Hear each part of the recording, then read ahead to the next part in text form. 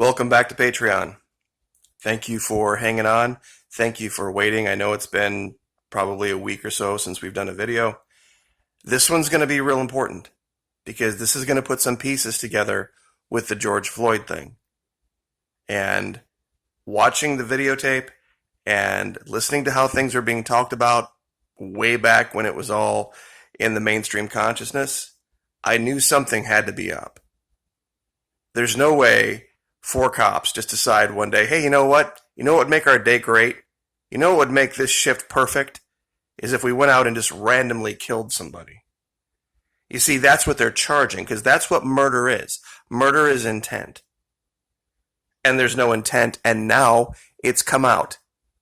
It has absolutely come out that every single one of those police officers had in his mind a peaceful resolution of the situation, and George Floyd and his decisions created the dynamic whereby he lost his life.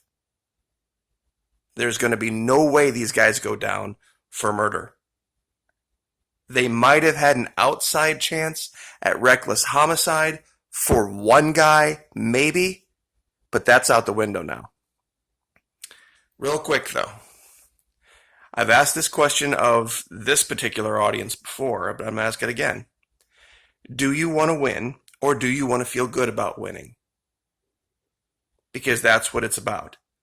Do you want to win, or do you want to feel good about it? Right now, this platform, and this technically is a YouTube video, even though it isn't public, is caught in a trap. And they don't know how to get out of it. Unlike Twitter and Facebook, this platform, YouTube, is not designed for interaction. Twitter and Facebook are specifically designed for people to argue and banter back and forth and comment on things. The comment section of YouTube is an afterthought. This is an entertainment platform, and so they have to be very careful about what they do. They don't like my channel. They've made it clear. But here I am promoting masks, which is something they want, but it's also promoting Donald Trump and White Lives Matter. So what do? Their AI can't figure it out. You see, this is how you win. You've got to be a cut above mentally. You've got to be able to think about things for a while before you do them, and not just react emotionally. This came out as well, and I thought it was important to cover very quickly, just to back up what I just said.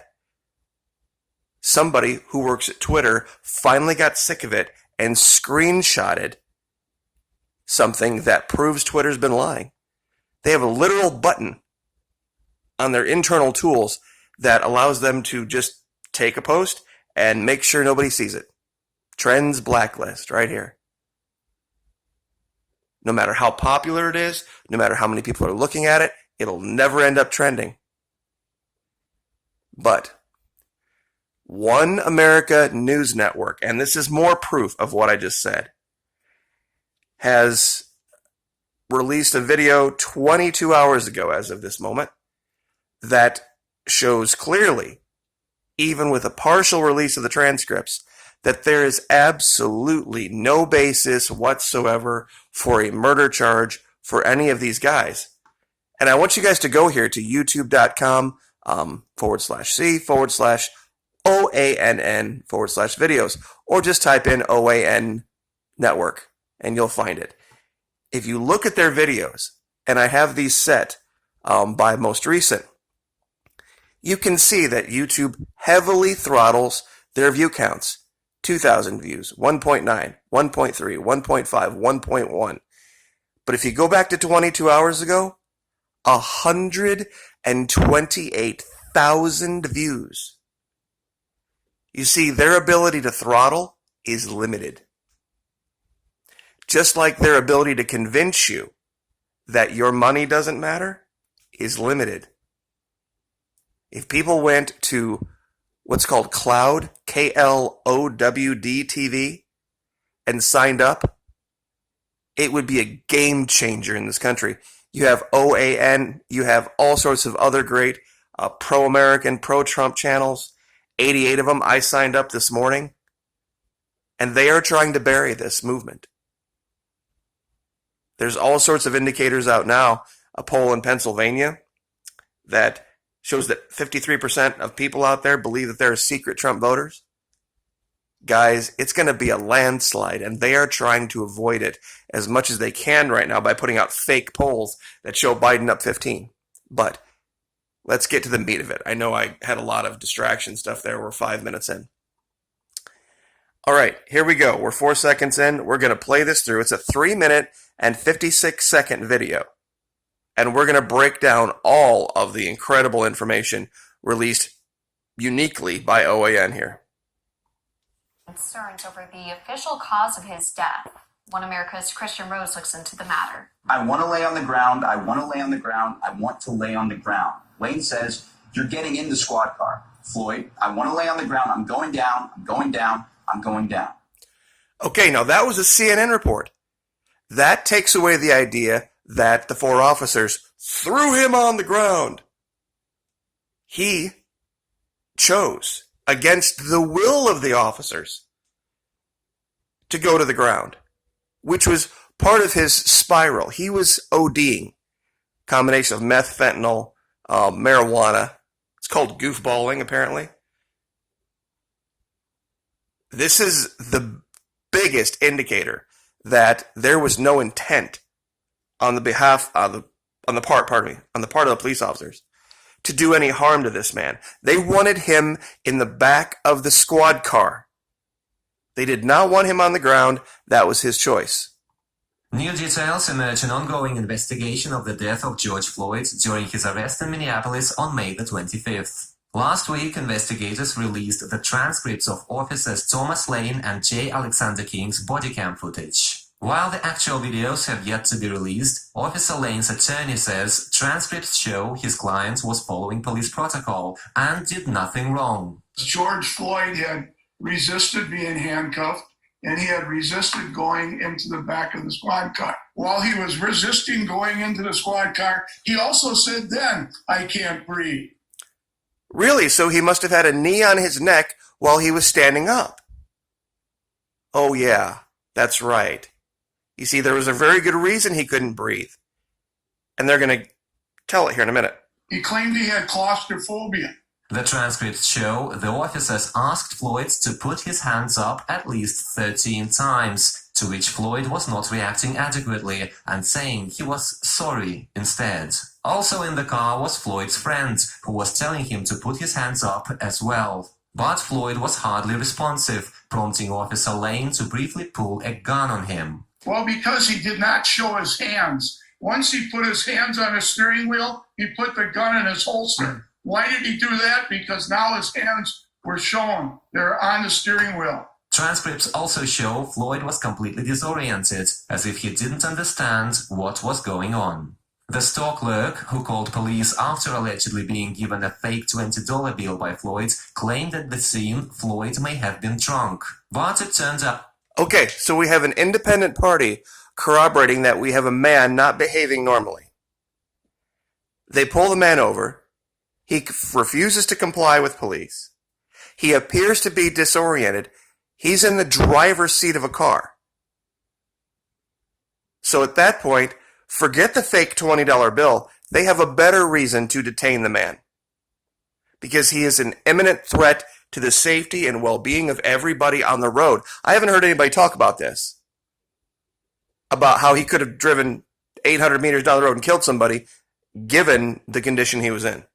Out to be something else. The individual he had arrested originally was under the influence of drugs. The transcripts then show Floyd admitted he gave a counterfeit bill to the store clerk, suggesting his initial arrest was likely justified. Officer Lane asked directly if Floyd was high on drugs, which Floyd denied, but then said he was, quote, hooping something earlier that day. Okay, so hooping, of course, is where you conceal not weapons, but drugs inside your rear end. So what do we have? We have a man who is now admitted to committing a felony earlier that day, the hooping. We have a man who admitted to just having committed another crime, passing a $20 bill. We have a man observed in the commission of a crime, driving while heavily intoxicated. When they attempted to ascertain whether he was intoxicated and needed medical help, he denied it. We have a coroner's report they're going to talk about here that shows a level of fentanyl in his system that was far above what could be deemed lethal. So we have a whole different picture now, but we're going to keep going. Hooping is a term that means smuggling illegal drugs in someone's rectum, which may be one way the drugs got into Floyd's system, explaining his erratic behavior. And the initial autopsy of Floyd's body reportedly found 11 nanogram per milliliter of fentanyl in his blood, while the lethal dose could be as low as 7. The combined effects of Mr. Floyd being restrained by the police, his underlying health conditions, and any potential intoxicants in his system likely contributed to his death. Okay, and that's the most important point. What they're charging is that the officers' actions alone were responsible for the man's death, and it was that their intent to kill him. That's what murder is.